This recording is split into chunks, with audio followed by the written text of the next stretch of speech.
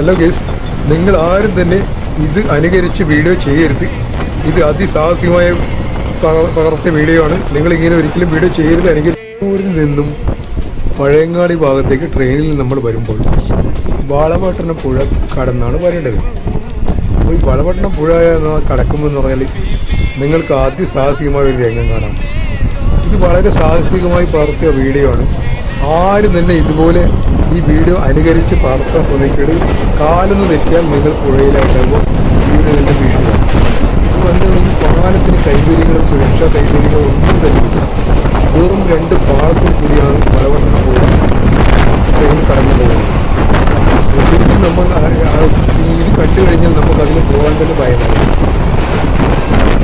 അപ്പോൾ ഈ വളപട്ടണം പുഴയിലെ ട്രെയിനിൻ്റെ ഒരു കഥ അടുത്ത് വരാനുണ്ട്. ആ വീഡിയോ തന്നെ പ്രസിദ്ധീകരിക്കുന്നതായിരിക്കും.